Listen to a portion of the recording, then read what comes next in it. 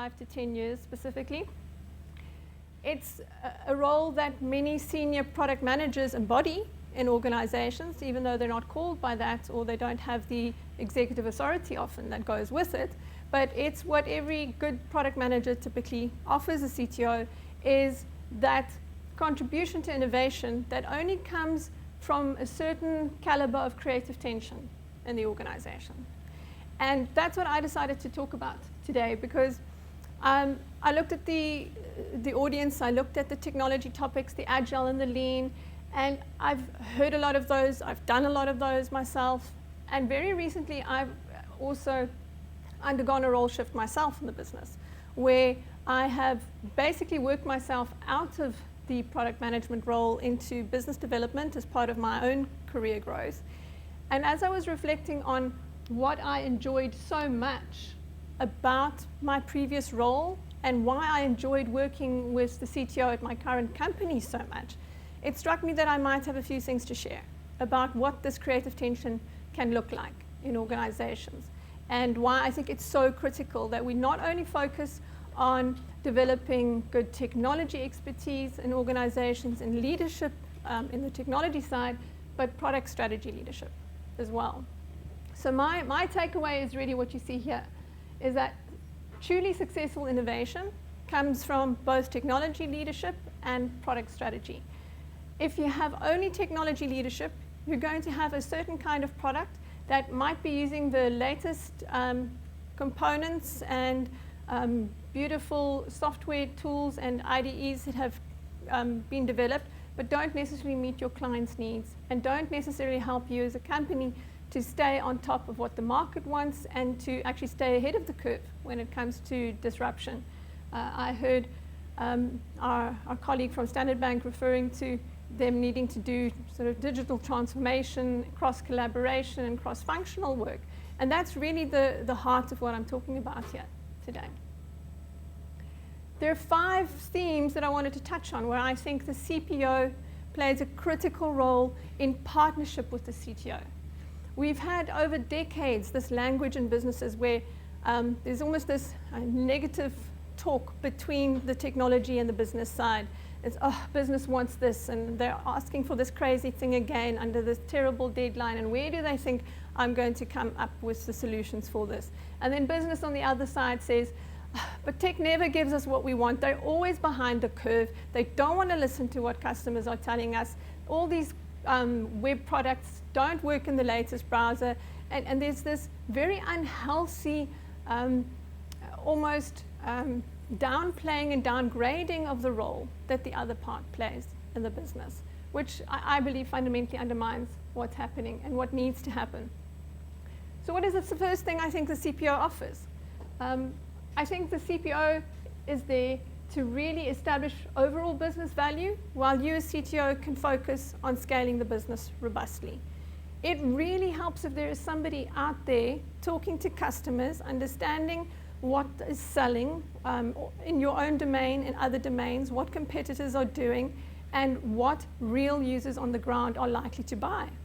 Because especially if you're doing consumer product development or even B2B platform development, where you have to go and earn revenue from what you're building, it could be the greatest piece of technology innovation that you've imagined, but if there is no buyer on the other side, you don't actually have successful innovation in the marketplace.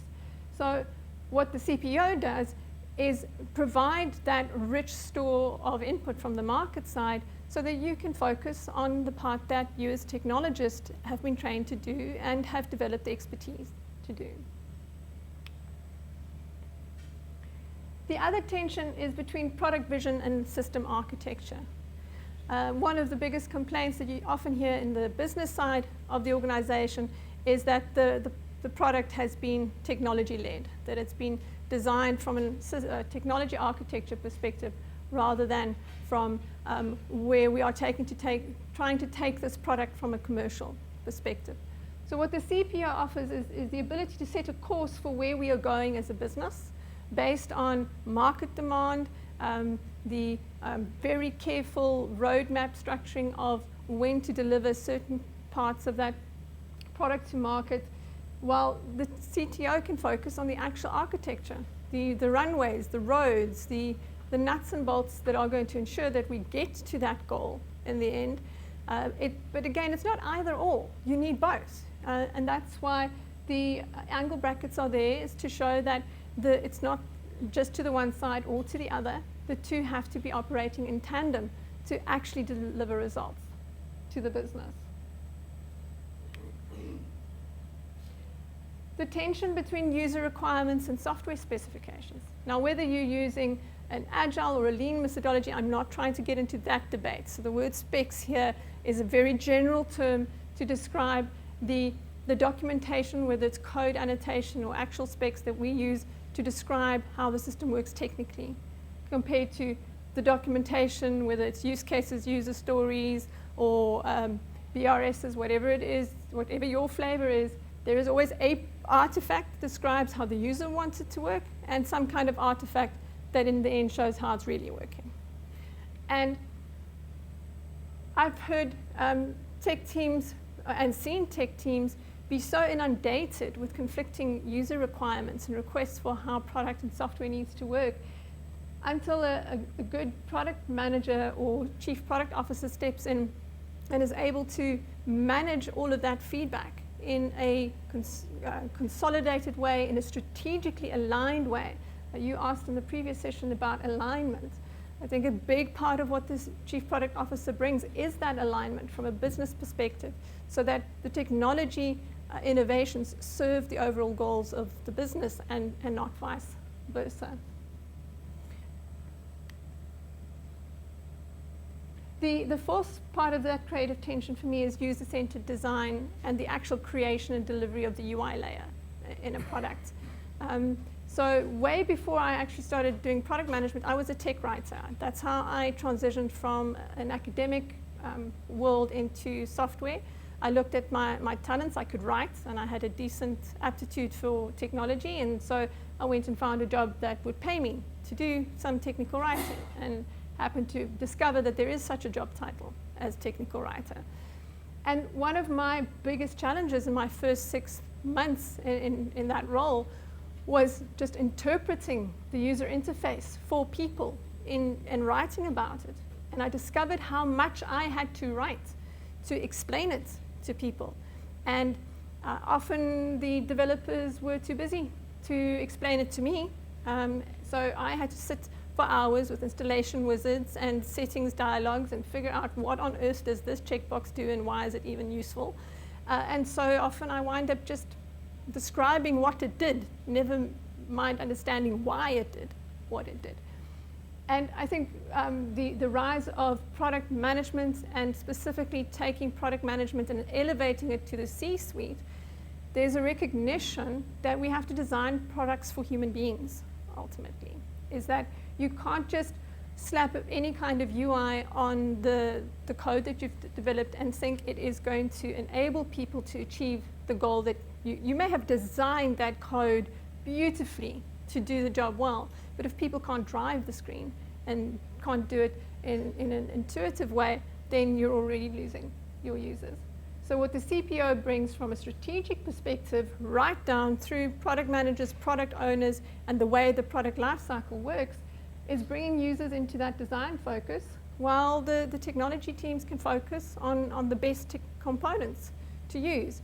So, you know, when you're talking about rendering on smartphones, tablets, and desktops, that's the domain of the tech folk to decide how to do that, how to get that right. But that we need it on smartphones, that we need it on tablets and desktops, that's the domain of the chief product officer, driven by market needs and not just, well, because everybody has it. And the last theme is sort of what I'm calling the creative tension between shipping to sell and shipping to support. When we unpack that, it's for me very much the chief product officer's role to know when to stop building and when to start shipping from a commercial perspective. Because we can continue perfecting software until the cows come home.